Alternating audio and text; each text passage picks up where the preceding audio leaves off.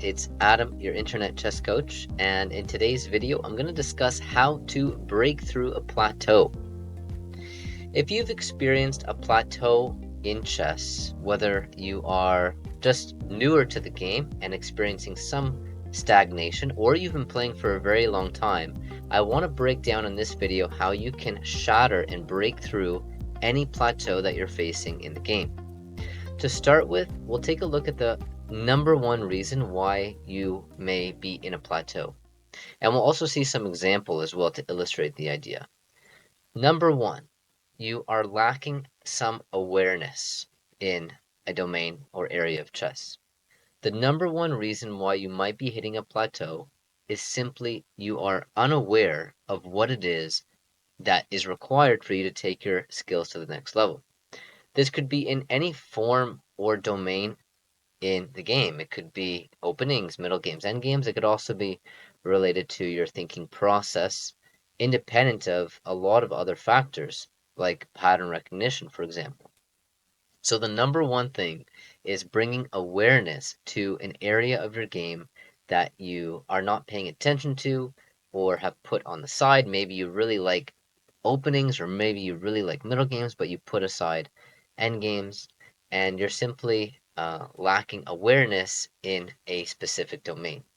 What's interesting about this topic is that if you're an experienced player, if you're an A-class player or above, you may understand that you need to work on all areas of the game, from openings to middle games, end games, tactics, calculation, theoretical end games, etc.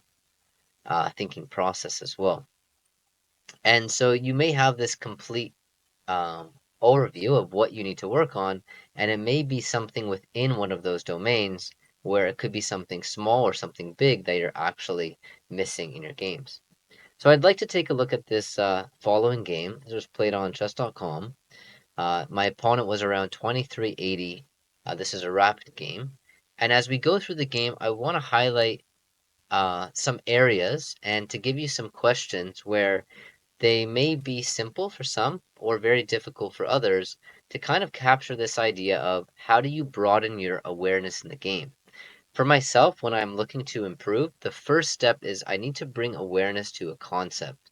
In order to bring awareness, I have a coach, or I read a book, or I download a course, which can give me some insight into a specific skill set that I'm trying to master.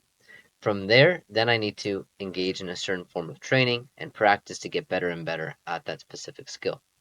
But the first thing is, if you don't know what you don't know, then you can't engage in practice. So let's take a look at this game. I was playing with the white, my opponent is black. I played d4, d5, c4, takes, knight f3, a6.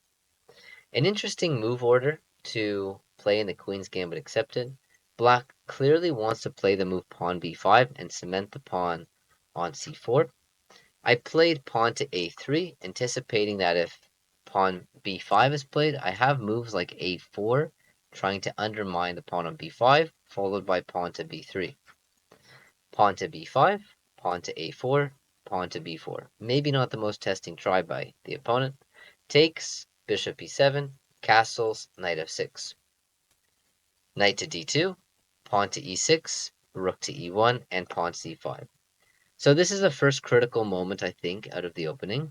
White is castled. Black is now challenging the center with the move pawn to c5.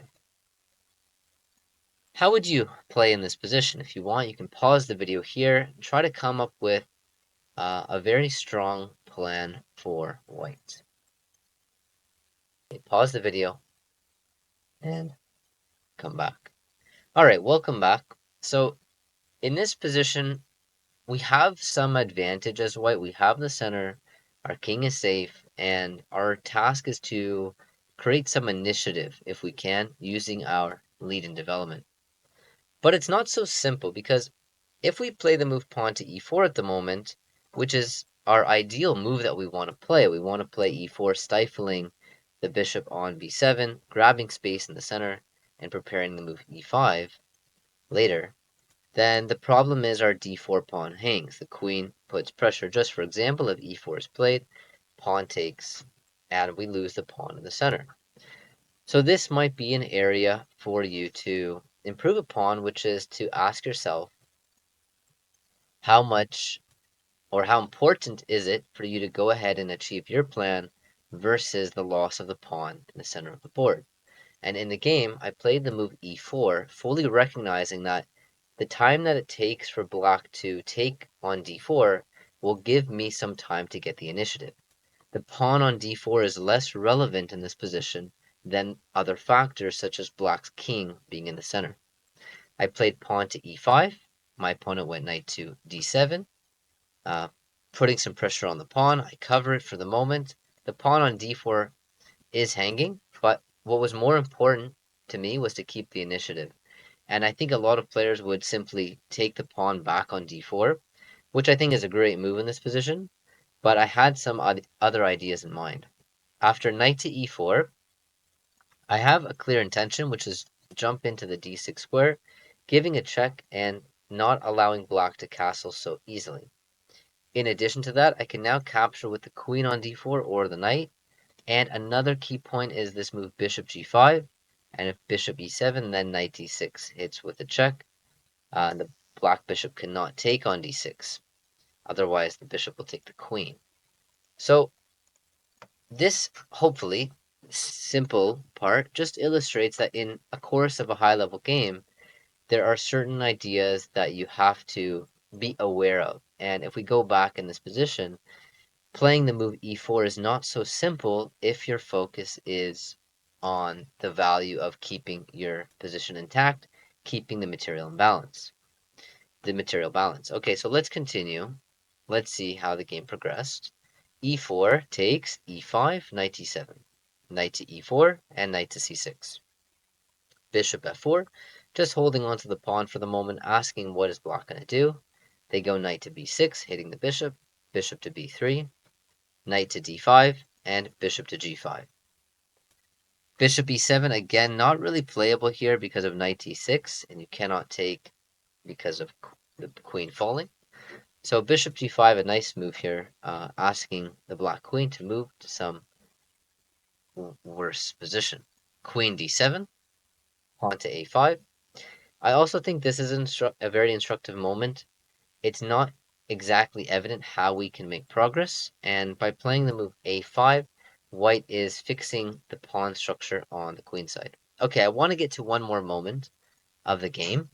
So let's fast forward a little bit. After h6, bishop h4, knight to c7, queen to d3, knight to b5, bishop to c4, knight to a7, rook to c1, rook to c8.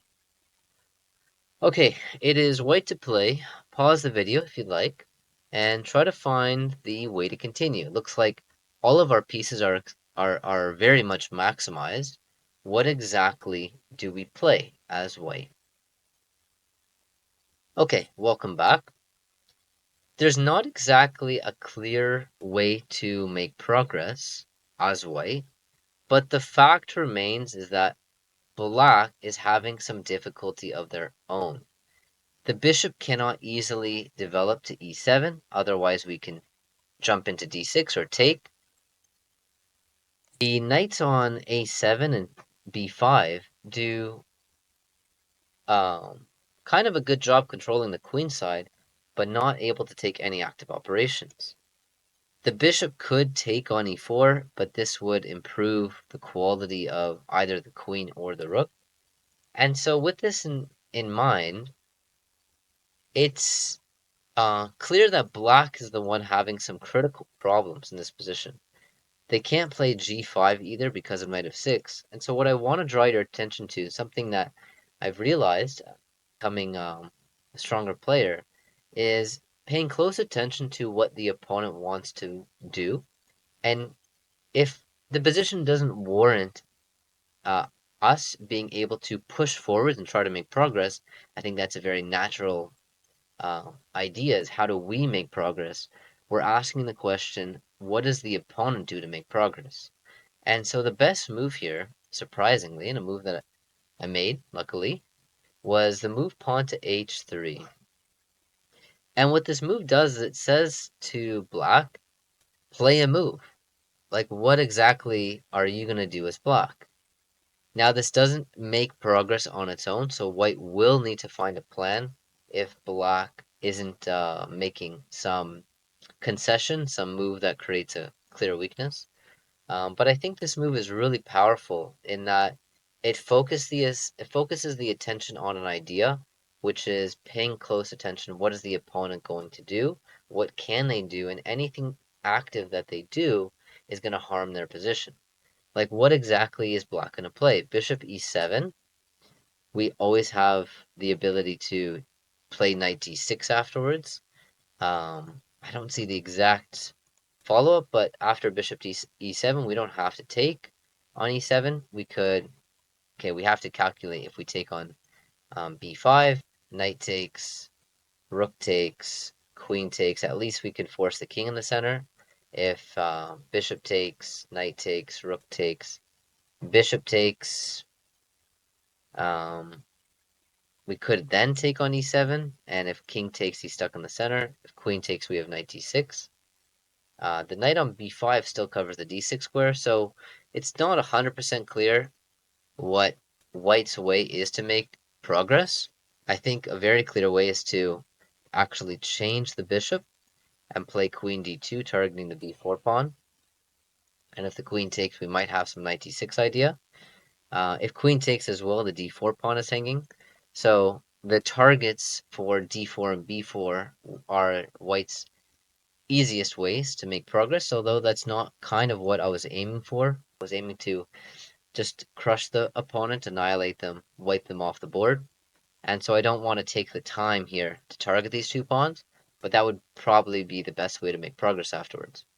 But in the game, after h3, the opponent played bishop e7, okay, and now I captured on e7, and he captured with the king. If he takes with the queen, we could just pick up the pawn on d4 with some threats against the pawn on e6. And I also wonder if knight d6 is strong immediately. So if knight d6, he has to take, pawn takes, queen takes. We can take the pawn on a6. No, we cannot. Cannot take the pawn on a6 just yet. I wonder exactly what I was thinking here if he took with the queen. Probably just knight takes on d4, just capturing the material, challenging the knight, and once the knight's removed, then our knight on e4 gets to d6. If he takes on e4, our rook improves with a better position for white. Okay, you can see that's kind of complex as well, not so obvious. So after bishop e7 takes, my opponent figured it was forced to take with the king to keep the queen's control over the d4 square. The knight and queen cover this pawn on d4. Also interesting is how black was very focused on keeping their material advantage. So maybe the best move is to take with the queen, avoiding the fact that the pawn will be captured, and then black could get their king safe. But black as well, kind of lacking this ability to recognize the danger in this position, is just holding on to the pawn and thinking that if I'm up material, I'm going to win the game. So here I made a slight mistake. I played knight d6 a little bit rushed, but still a very strong move in the position. My opponent captured. I captured with the check.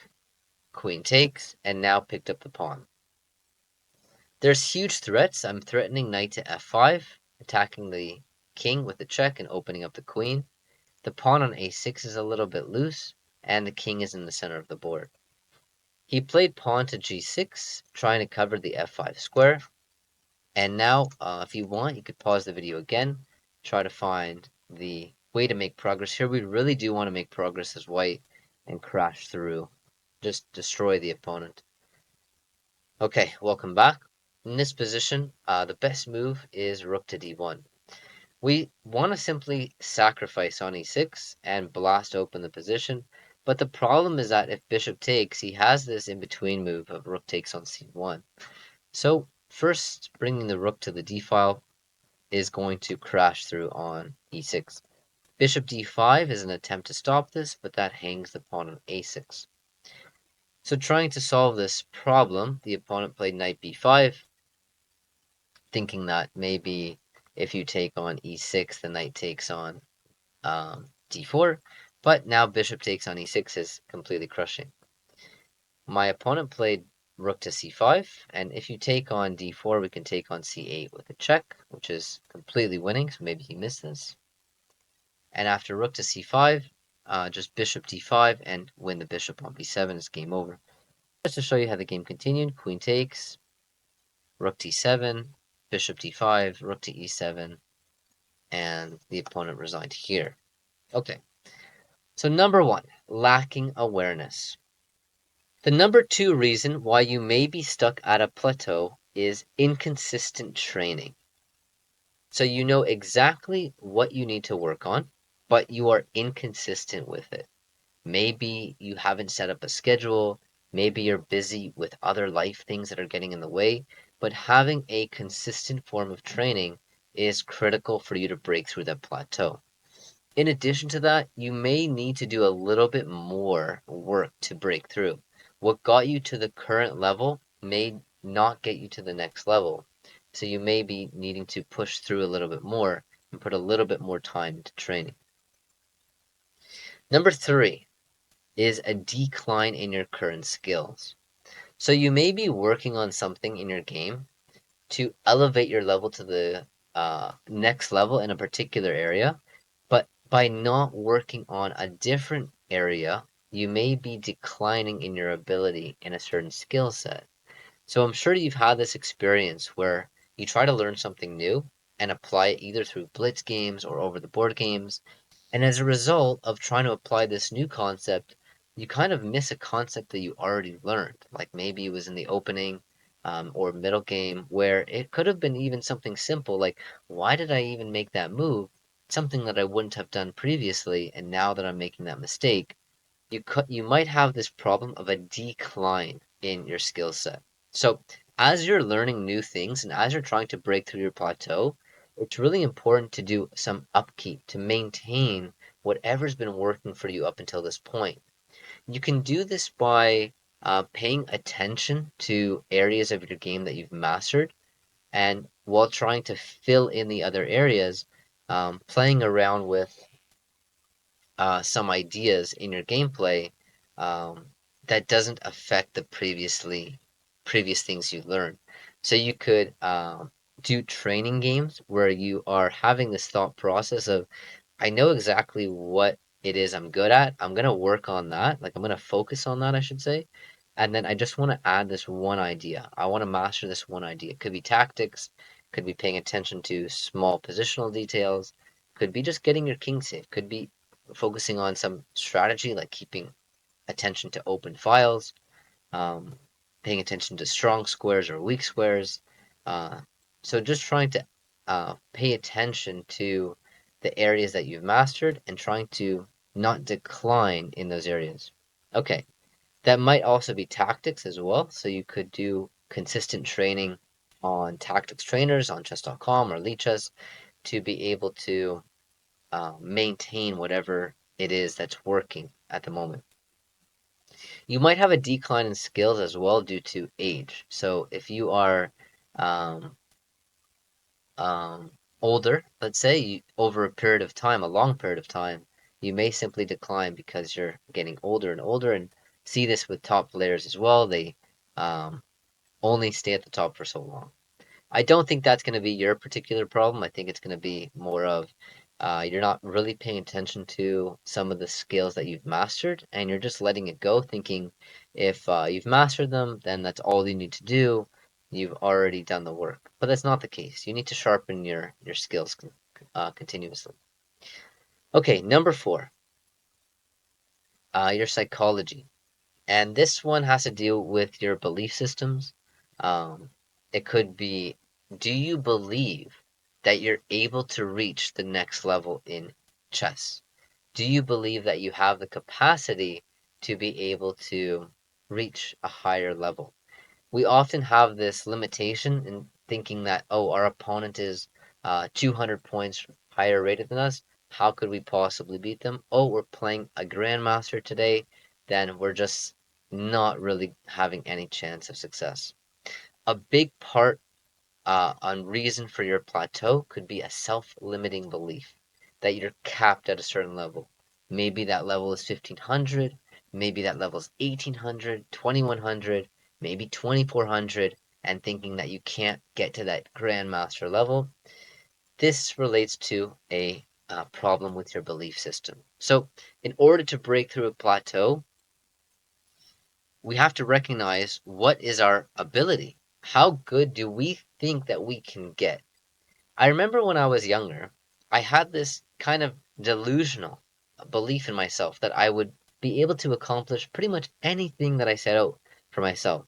It could have been in a form of a video game, could have been in a class, it could have been in playing football or soccer, depending on where you live. And I remember I was one time trying to do kick-ups in soccer, and I was trying to get the highest possible kick-ups. I remember my highest was like 300 kick-ups. And I had this belief that I didn't ever need to drop the soccer ball or the football, that I could just do it endlessly. Obviously, this is a little bit delusional, but my belief system was such that I didn't have any limiting capacity. And as a result, my ability to perform in that specific skill set continued to improve. So when it relates to chess, let's say you have a chess.com rating in tactics or rapid or elite chess rating or over the board rating. How high of a rating do you personally believe at this moment in time, truthfully, that you can reach? Do you really feel you can hit the 2000 level? Do you really feel that you could beat that international master when you play him next over the board?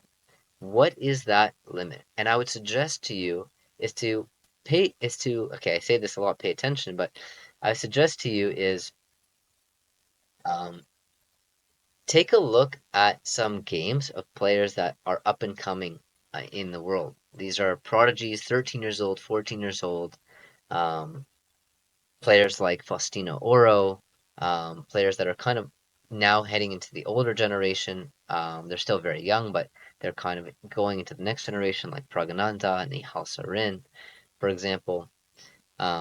Take a look at the way they play. They play with absolute no fear in their games. It doesn't matter if they're playing Magnus Carlsen or somebody of the highest caliber in the game. Um, Faustino playing, for example, Hikaru in these online bullet matches. It doesn't matter who they're playing. They have this belief system in their self, of course, because they're also really, really good at the game. I don't want to undermine that at all. They're getting more and more success, but they have this belief in themselves that they could achieve whatever they want to in chess. They could reach the highest possible level. They could beat the world champion. Okay, that is the 4 reasons for a plateau and also how you can overcome them in your games. I hope you enjoyed today's video. I hope you learned from them. And if you are interested in a specific form of training, maybe you're not sure what you need to work on, maybe you lack the awareness, maybe you lack some inconsistent training, take a look at the link below and it'll take you to our website where you can download a course which is going to elevate your level. It's really going to be useful for you if you're in the area between 1,000 to 2,000 level at the moment, and you're really looking to hit the 2,000 level.